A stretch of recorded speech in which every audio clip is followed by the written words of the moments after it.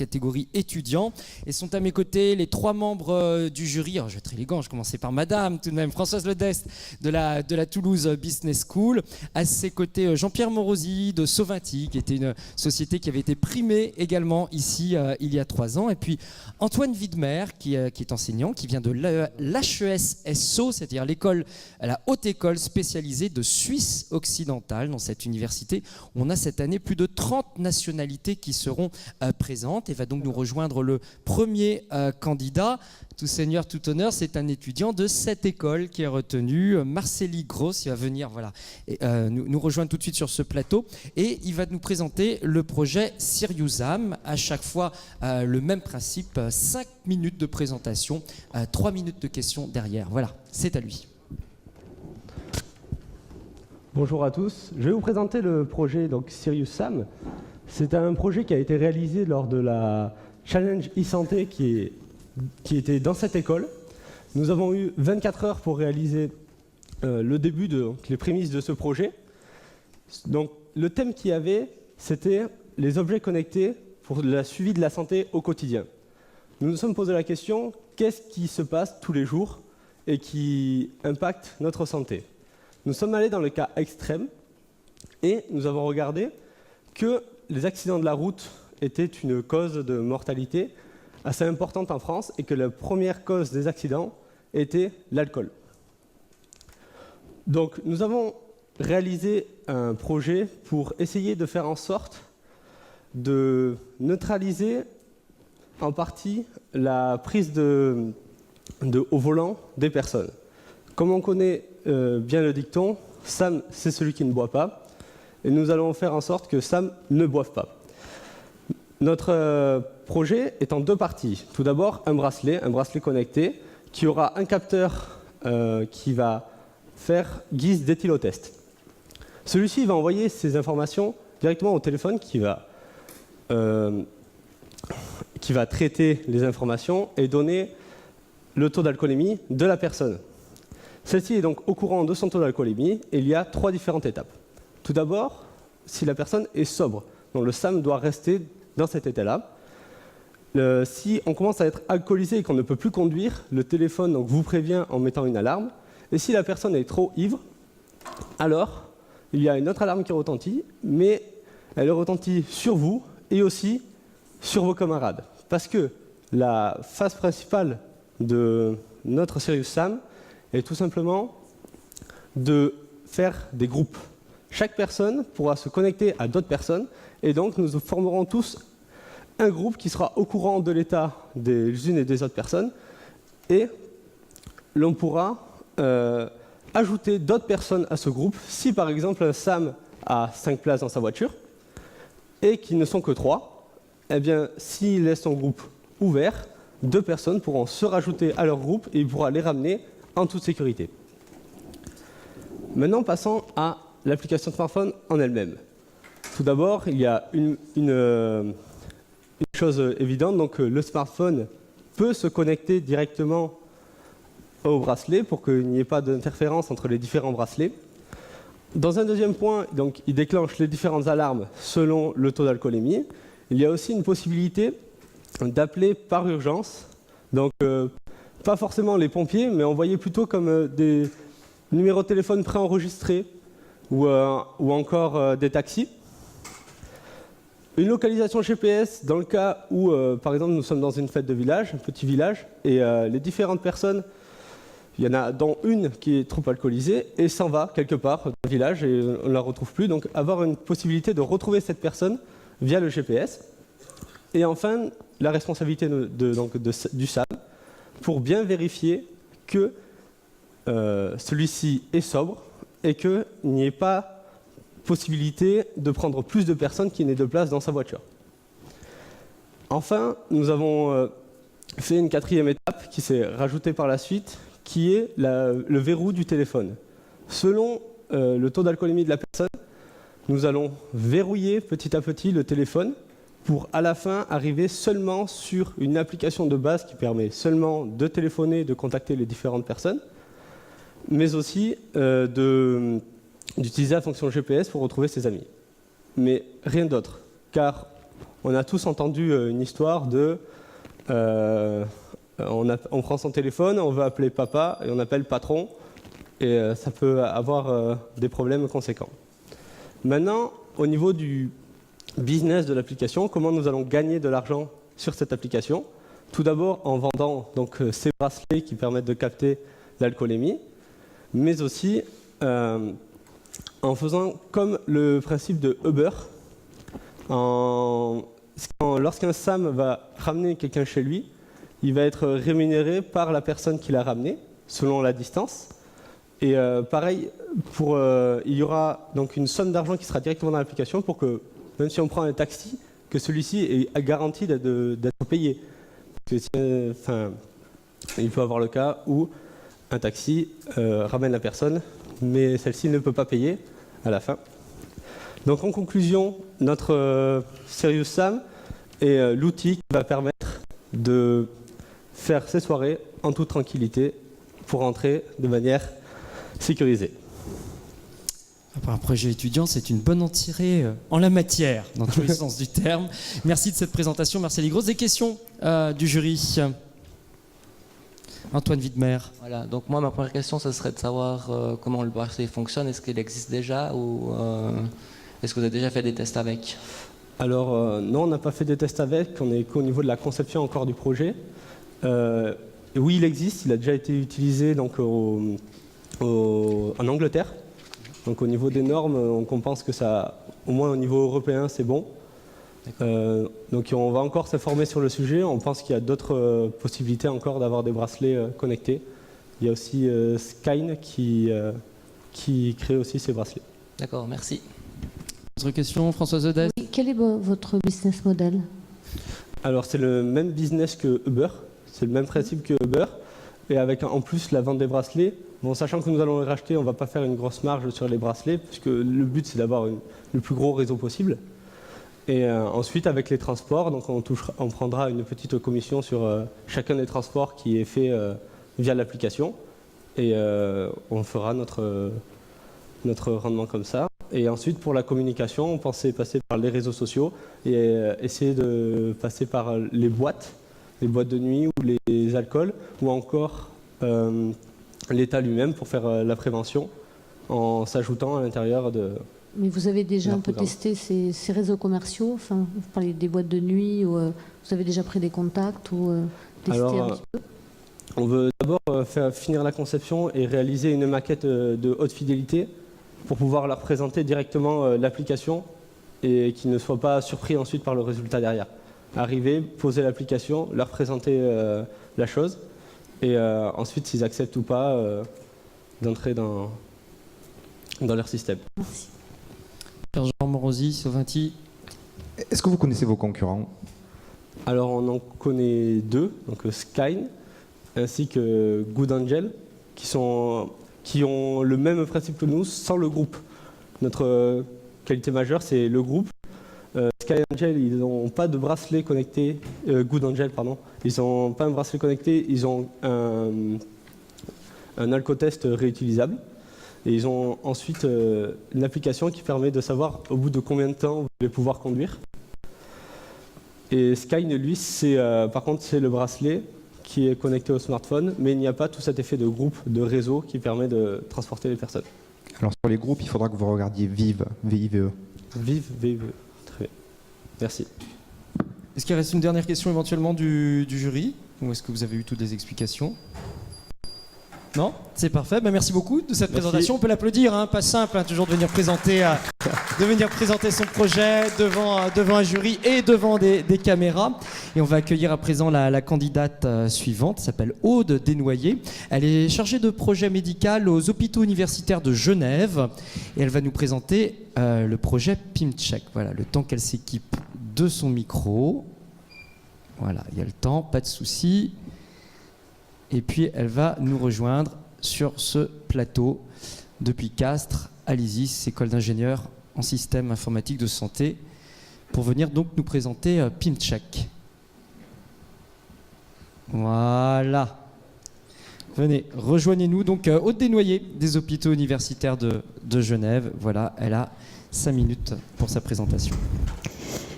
Donc, Bonjour, je m'appelle Aude Desnoyers, je suis post-doctorante au sein des hôpitaux universitaires de Genève. Merci de me donner l'opportunité de vous présenter l'outil PIMcheck, qui est un outil de détection des prescriptions potentiellement inappropriées destiné à l'adulte hospitalisé en médecine interne générale. Donc tout d'abord, il faut savoir que les erreurs médicamenteuses représentent un problème de santé publique majeur à travers le monde. Par exemple, aux États-Unis, il a été montré que plus de 7000 décès par an étaient liés à des erreurs médicamenteuses. Ces erreurs causent plus de 50 000 événements indésirables graves en France tous les ans et sont responsables de 1,5% de l'ensemble des hospitalisations. Ceci induit des surcoûts pour les systèmes de santé. Par exemple, en France, on estime que ces surcoûts sont de plus de 600 millions d'euros par an. Parmi les erreurs médicamenteuses, on distingue les prescriptions potentiellement inappropriées, qui englobent à la fois les problèmes de surprescription, de sous-prescription et d'interaction médicamenteuse, et également des problèmes classés autres, tels que les problèmes les mauvais choix de traitement ou encore les suivis thérapeutiques inadaptés. Afin de détecter et de diminuer ces prescriptions inappropriées, nous avons développé un outil interactif de détection des PIM qui a été validé selon une méthode Delphi par des experts de la francophonie. Il est destiné à la fois aux médecins et aux pharmaciens en tant qu'outil d'aide à la prescription et à l'analyse des ordonnances et également en tant qu'outil de formation. Cet outil est librement accessible pour les professionnels de santé et je pense que le plus simple pour comprendre comment ça fonctionne, c'est de le voir à travers le petit film qui va suivre. Il n'y a pas de son. Le vieillissement de la population et l'augmentation de la consommation médicamenteuse nous poussent à travailler en interdisciplinarité. Cette démarche s'appuie sur plusieurs professionnels de santé qui travaillent ensemble autour et pour le patient afin d'améliorer sa prise en charge médicamenteuse. La complexification des ordonnances nous oblige également à innover afin d'élaborer des outils d'aide à la prescription. PIMcheck est le premier outil interactif de détection des PIM ou prescriptions médicamenteuses potentiellement inappropriées et disponible en ligne depuis un ordinateur, une tablette ou un smartphone. Il a été développé par les hôpitaux universitaires de Genève en partenariat avec l'Assistance publique des hôpitaux de Paris et résulte d'une collaboration entre pharmaciens et médecins de Belgique, Canada, France et Suisse. Il peut être utilisé comme un outil de formation ou de détection des PIM et regroupe 160 items basés sur les recommandations des principales sociétés savantes européennes et nord-américaines. Ces items peuvent être consultés et sont classés par système physiopathologique et par pathologie.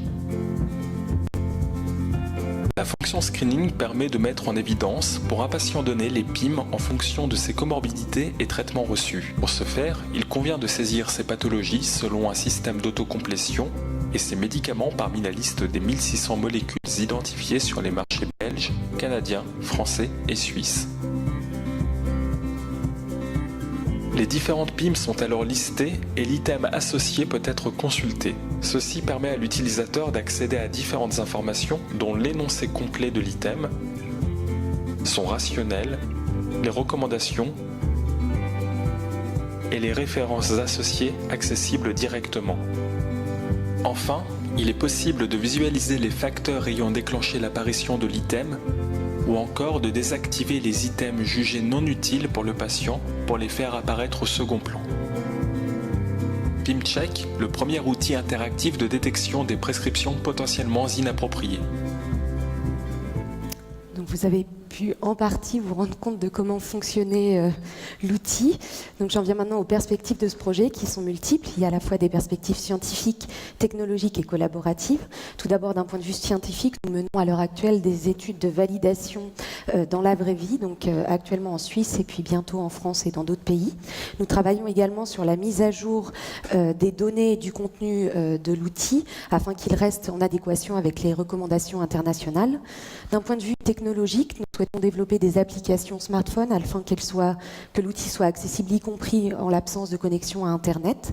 Une version anglophone de l'outil sera disponible à la rentrée 2016. Et puis, à moyen terme, nous souhaiterions pouvoir interfacer l'outil avec les logiciels métiers afin qu'il soit plus facile à utiliser dans la pratique courante. Enfin, d'un point de vue collaboratif, nous souhaitons mener mener des collaborations internationales. C'est déjà le cas notamment avec Uppsala en Suède ou Heidelberg en Allemagne. Nous souhaitons étendre ces collaborations afin d'étendre l'utilisation de notre outil. Et puis, bien sûr, nous souhaitons rentrer en collaboration avec des startups, des incubateurs ou encore mener des collaborations publiques-privées afin de pouvoir pérenniser le fonctionnement et le développement de l'outil. Je vous remercie de votre attention. Je suis disponible pour les questions. Merci beaucoup pour cette présentation dénoyée. 5 minutes pile poil, parfait en termes de timing. Des questions de la part du jury? Pierre-Jean Monrosi. Alors moi je trouve que c'est très intéressant parce que c'est un sujet qu'on regarde à l'extérieur de Soventi. La première question c'est quand est-ce que vous faites une API? Pardon?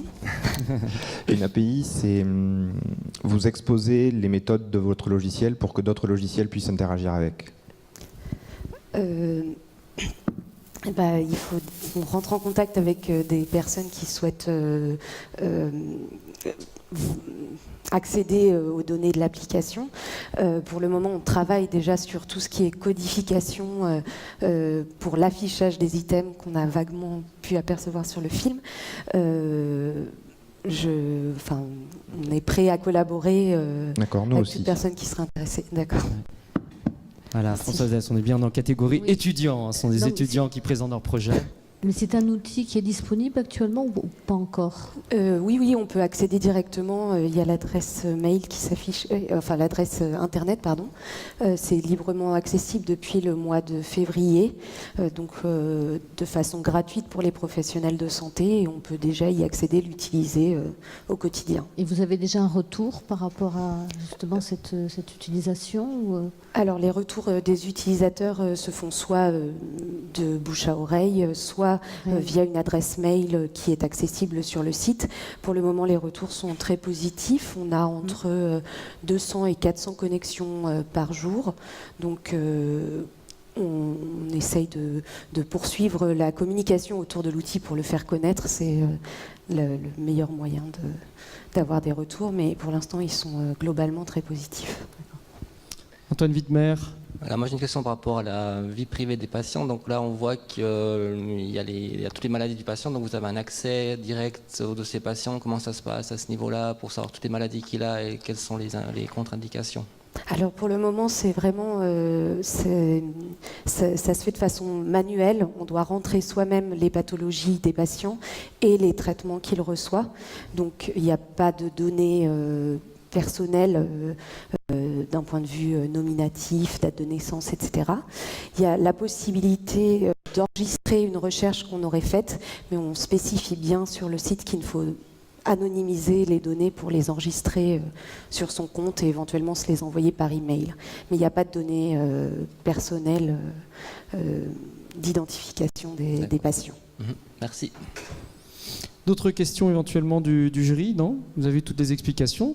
C'est parfait, on peut applaudir Aude Desnoyers pour cette présentation, elle qui nous vient de Genève donc pour présenter ce projet. Et on va accueillir les deux étudiantes suivantes. Alors le temps de les équiper en micro sont Alizé Gottardo et Sandrine Bender. Elles vont venir nous présenter le projet NOAH. Voilà, on va en profiter nous pour revérifier un ou deux points techniques pour que les choses aillent bien. Et puis voilà, chacune va prendre son micro. Voilà, il marche. Écoutez, venez, rejoignez-nous pour présenter donc ce projet NOAH. Alors bonjour à tous, je m'appelle Sandrine Bender, je suis designer spécialisée dans la santé et je travaille avec Alizé Gottardo qui est ingénieure. Alors notre projet c'est NOAH, c'est un objet connecté pour les enfants asthmatiques. Ce projet, il est né durant une formation qui s'appelle le DUD5, qui est portée par 5 grandes écoles de l'Ouest. C'est une formation qui vise à faire collaborer ingénieurs et designers sur un projet long, innovant, sur les objets connectés. Alors l'asthme se compose de 2 traitements. Donc le traitement de crise, comme par exemple la ventoline qu'on connaît à peu près tous, et un traitement de fond. Alors le traitement de fond, lui, va vraiment permettre de stabiliser la maladie. C'est vraiment le socle du traitement. Et si on le prend correctement, eh bien finalement, on va réduire drastiquement le nombre de crises et donc le traitement de crise deviendra presque anecdotique. Ce qu'il faut savoir, donc le traitement de fond, c'est 2 prises quotidiennes, une le matin et une le soir. Le problème, c'est que 50% du traitement n'est pas correctement pris, ce qui va générer des moments de crise. Et une crise, ça peut être synonyme d'hospitalisation, de mal-être, voire même de décès. Alors Noah, c'est une solution, c'est un objet connecté qui va prendre soin des enfants asthmatiques. Notre objectif, c'est d'améliorer l'adhésion au traitement. Pour ça, on va créer une routine pour l'enfant, pour créer une habitude thérapeutique. On va favoriser l'autonomie pour que l'enfant soit acteur de sa santé et on va dédramatiser la maladie. Alors, on va prendre l'exemple de Julie. Elle a 5 ans, elle est asthmatique. Et voilà comment Noah va prendre soin d'elle. Donc, tous les matins, Noah va se réveiller à ses côtés et changer progressivement d'humeur. Devenu grognon, Noah va indiquer à Julie qu'il est temps qu'elle prenne son traitement. Une fois qu'elle aura pris son médicament, elle va gratifier Noah d'un câlin pour valider la prise. Noah va alors instantanément retrouver sa bonne humeur et Julie pourra tranquillement partir à l'école. De la même manière, elle va retrouver son petit compagnon pour la prise du soir. Donc c'est vraiment en prenant soin de Noah que Julie va en même temps prendre soin d'elle-même.